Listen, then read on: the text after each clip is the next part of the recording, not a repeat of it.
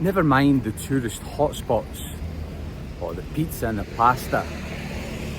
What is life like in what is real life like in a northern Italian provincial town that no one's ever heard of, that I've been living here for 25 years? And by chance, it's the same town that Jamie Vardy has chosen to come and play for. Although I've just found out recently that he's not living here, he's gone to Milan, which is about an hour away, because his wife wanted to be in Milan. What is life really like in a small northern Italian provincial town? Let me tell you. Now, I've been living here for 20 odd years. I live in the city centre in a 100 square metre or 1,000 square feet apartment, and I've got 2 kids. They both go to school here. So as I walk to the car again, I've done it again.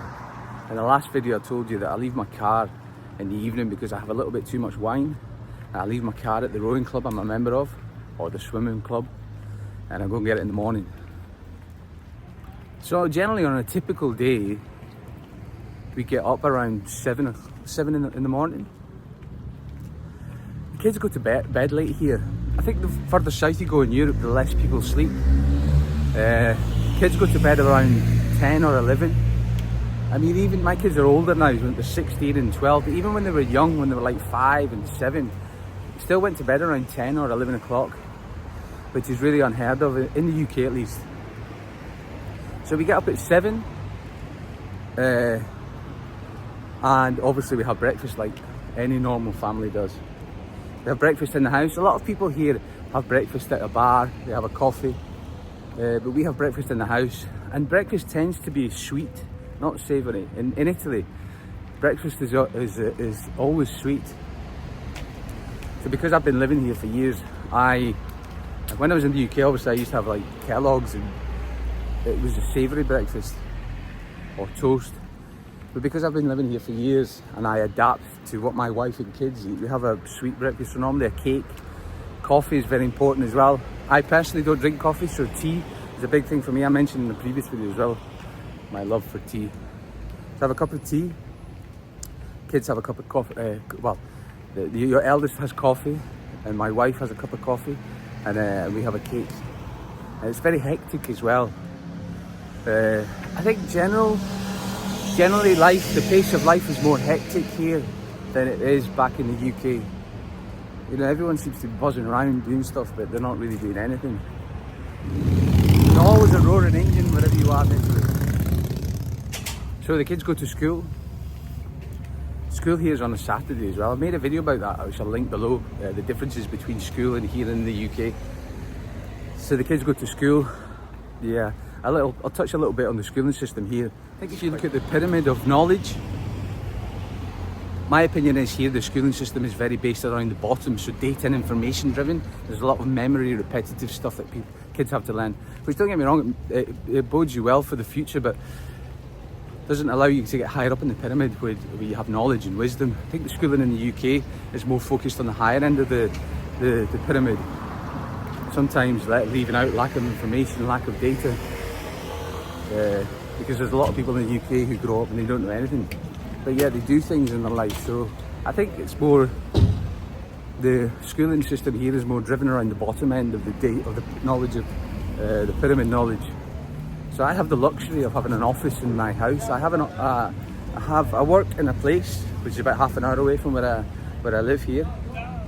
So I have an office there as well, but I have an office in my house. And more often than not, after COVID, I don't know if you can say that word anymore, can you? More often than not, I work from home in the morning. So I see the kids off to school, they go on the bike. This is Bike Kingdom here. Loads of people on their bike here, because it's a flat land. Pass a few now. There's one. There's another. So the kids go to school on their bike, and I work from home. This is my home office.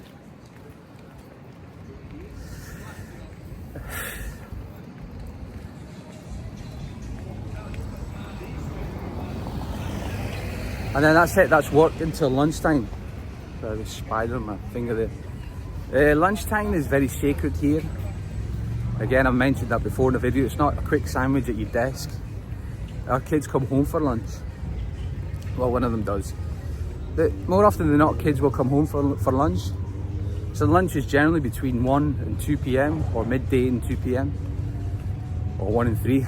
And we normally cook in the house. My wife cooks. And we have a lunch. We have lunch and then afterwards we have a little snooze. And there's rules in our condominium where we live. There's rules that say you can't make noise between, I think it's 1 and 3. So it's fairly sacred. And because the kids don't sleep much at night, well, they don't sleep. You know, they go to bed late, they get up early. Normally they sleep as well. But when they were young, when they were really young, I think at school they did it. But now they don't do it. My kids are 16 and 12. I sleep for about 20 minutes, as does my wife. But our kids don't sleep because they've got a telephone. And they're on the internet. So, we wake up from our siesta, or smooth sleep, or little sleep. And then the afternoon is upon us. Now I generally go either into the office, or if I'm visiting people, if I've got appointments outside, I'll go. It's in the afternoon that I do these things. So I go into the office and I work from the office in the afternoon, solving problems as you do, waiting for aperitivo time, which is sacred again. Aperitivo time, which is around 6 p.m, 7 p.m. Normally, I don't do it every day, but normally I would go to a bar and have a glass of wine or a beer with some friends. Or if I'm at home, I'll pour myself a cold drink. I'm getting into non-alcoholic beer because I don't think drinking one beer is good for you every day, or drinking alcohol is good for you every day. So normally, I'll have an aperitivo and have some nibbles as well. Discuss things either with my wife if I'm at home, or with some friends if I'm in a bar. Try to solve the problems of the world. The sun's fairly warm still. It's the 6th or 7th of September. It's going to be about 30 today.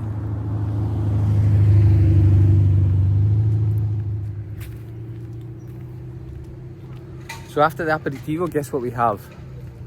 So I'm crossing the zebra crossing. You need to be careful that some cars don't respect the zebra crossing. Guess what we have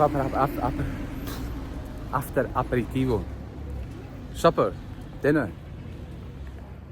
Now, one thing I forgot to mention is that during breakfast, in Italy, everything runs around food. Everything comes from food. So during breakfast we will discuss what we're going to have for lunch, and during lunch we'll discuss what we're going to have for dinner. Now this is a normal thing that everyone does in Italy. Everything starts with food. If you put good fuel in your body, then you perform well.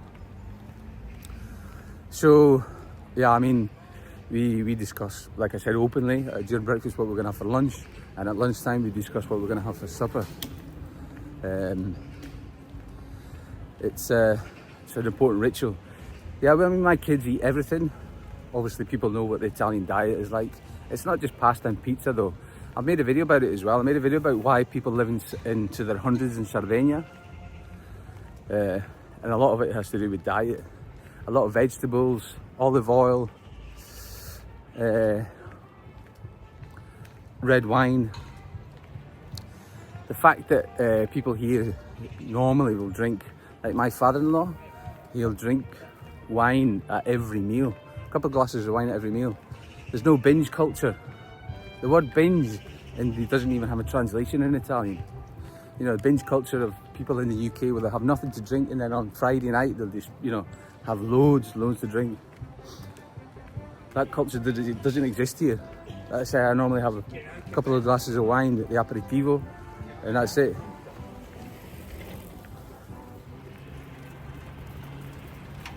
And during supper, we'll discuss what happened through the day between, between ourselves.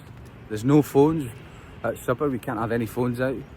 And we will discuss generally what we're going to eat for breakfast or what we're going to do tomorrow. So that's a normal day. That's a sort of normal weekday. That gets interrupted for the 3 months that are June, July and August, because the schools are out for 3 months here. So the kids are always with us every day. There's summer camps where you can send your kids to along the, I think I've mentioned it before in a video, that there's rowing clubs along the riverbank here that have summer camps that the kids can go to. But luckily my kids are at an age now that where they can be, they're autonomous. They can do, we let them be. And they go around on a bike. They can go wherever they want. It's safe here. Again, I've made a video about that, the city centre. Although it's becoming a little bit more violent, but in general, I would say the surroundings that we're in are safe. That's it. What else can I say about the general way of life here? It's hectic. I think there's less trust here in the powers that be than there are in the UK. Where in the UK, people trust the system. They trust that things work. Here, people don't trust anyone. Things don't work. So as a consequence, people are very involved and they keep close. They have a very close-knit circuit of friends. And because of that, I've mentioned it before as well, because everyone's a close-knit circuit of friends, to get things done, you need to do it through word of mouth. Like selling a house, you'll get it done quicker through word of mouth, or buying a house. If you want to buy a house in a certain area, you don't go to an agency. Agencies do exist, but word of mouth is the prevalent way of doing things here in Italy. So you've got to be in with the people if you want to get things done, which I think is the same everywhere. It's like everything, isn't it? Everything's really different. Because it's really different, it's the same. It's like the full circle thing. But things are very different here. And obviously there's a difference between winter and summer. I mean, in the summer here we've got roasting temperatures, and in the winter it gets very cold. I lived in Scotland, and where I am in the north of Italy, it gets colder in Scotland in winter. So we get extreme heat and extreme cold. Well, extreme cold no, but maybe, it goes below 0 degrees and it snows. And in the summer it goes up to 40 degrees. So we get the best of both worlds. But our daily routine is almost pretty much similar, whether it be summer or winter.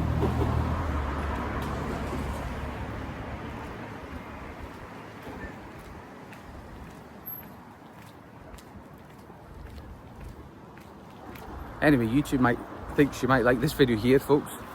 Again, thank you for watching. If you've got this far, let me know if you want me to talk about anything particular about living in Italy. Please subscribe. I'm almost at 100 subscribers. I'm at 99. I've got one more, and I'll be able to reach my first target of 100 subscribers. Thank you for all who's subscribed. Ciao for now.